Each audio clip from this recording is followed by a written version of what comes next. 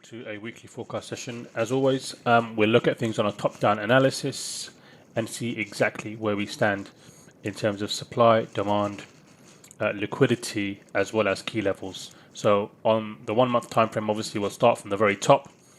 We have obviously been expecting sales since September of last year and down into the lows that we are now at, all-time lows, pretty much close to COVID lows at the moment. So effectively right now we are testing the lows from March 2020, and we can see that the monthly candle that has currently formed last month has kind of tapped into demand, started to reject out of that level, and obviously seeming to have slowed down after the aggressive push to take the 50% of the inefficient wick that was lying here, came back, retested, went back up, tapped into inefficient price, left behind equal highs, and then has now driven down into the demand level that has been refined on the monthly rejection wick that formed due to COVID lows. So when we flick down onto the weekly time frame, we can see we've got all these levels of interim supply that were left behind, and obviously all of these have been left in place as the market developed and kind of respected or did not take liquidity as it kind of rejected, as I said, from the beginning of the year, and even as far back as September and October of last year. We kind of saw the turn at the top, equal highs left behind, and then obviously the market continued to reject, and we are where we are at the moment. So we can see now the inefficient wick that's left behind here. The 50% has been tapped, and then it's been driven down deeper to target extreme discount price levels down the bottom. When we kind of then look at supply that was left behind, we can see that each of these levels are current areas that the market has either tapped into and driven down out with a leg out, taking lows behind and then not retested, and then failed to reach again, came back, retested again, and then obviously broken lows again, retested, not taken, broken low again, retested, not taken, and the scenario continues. So we've got a lot of scope that basically will allow us to understand that price possibly wants to now buy out of these lows and then head back up. As I said, this could be an all-time great trade if we kind of held this now over a long period of time. This is a huge swing back up to highs that may take years. And obviously we've kind of seen that from this scenario here, we're looking at 18 months for the market to kind of retrace. We're expecting it to get back up quite quickly. That all is now obviously a projection. We need to see what happens. We have a new Prime Minister, I believe, being announced tomorrow at 11:30 British Standard Time. And if it's the person that we think it's going to be, then it may well be good for the economy, because she, yes, Liz Truss, is a very strong advocate of capitalism and boosting the economy and doing whatever it takes to basically make sure that the rich continue to get richer and the poor continue to pay their way. So it may be good for the economy. That may be a catalyst to kind of move us out of these lows and then move higher. But obviously we don't predict, we react. So let's go down onto the daily and we'll see exactly what we see. So when we go down onto daily levels, we can see that the market has rejected down. The initial wick that was kind of taken down into demand has been driven down deeper. We've got a refined area down here of demand below. Now when we drop down onto the lower time frame, we will obviously then see that the extreme demand is a lot lower on this level, and it's deeper down on the wick that kind of moved out of the COVID lows.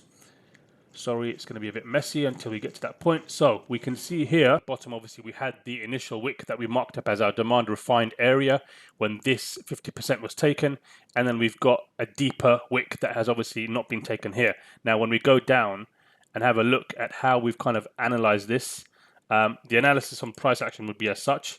So we've got a 50% inefficient wick here. We can see that 50% has been taken at this point here.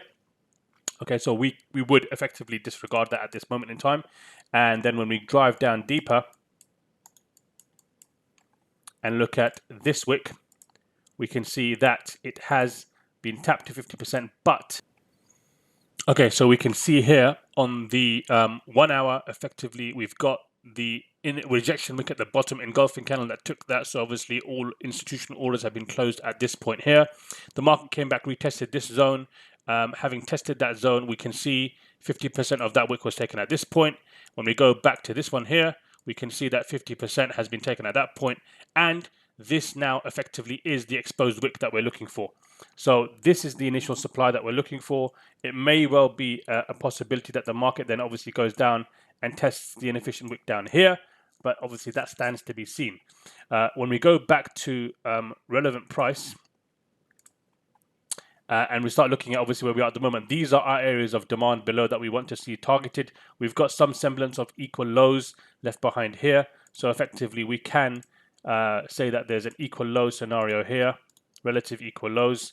And this would actually lead to an understanding that possibly the market wants to now drive down deeper, test supply, possibly take these highs, test supply, come down, test demand, and then buy out of demand. That's the initial understanding from price action.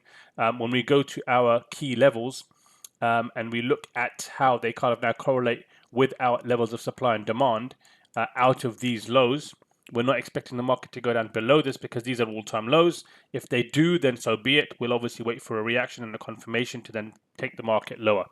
But when we turn on our key levels, we can see that we have daily POC above us. We've got an area of imbalance, bearish imbalance sitting at equal highs. There's a volume spike at top, and then we've got DPOC and key levels above us as well. So all indications point to possibly the market having to go bullish to target some area of liquidity to possibly buy down and then buy out of these areas of demand. That is the projection for the week ahead, and hopefully for the remainder of the year, as we would like to see the bullish trend reversal now occurring out of these all-time lows. But obviously we'll wait for the confirmation of the market to tell us exactly where it wants to go. Okay, hope that makes sense. It's not as detailed as we normally do go down into. There's not really much to see. We're sitting at all-time lows. We've got liquidity both sides. We're waiting for a reaction for market to obviously drive down, tap into a key level and buy out of that level. We'll see how the market opens. As I said, there are fundamental news tomorrow that may affect the economy and how the market reacts in terms of the announcement of the Prime Minister. And we will then see how the market then develops for the week from Tuesday onwards to see whether there's any trades for us to be had. Okay, trade safe, be safe, risk management, guard your stop loss. Take care. Bye.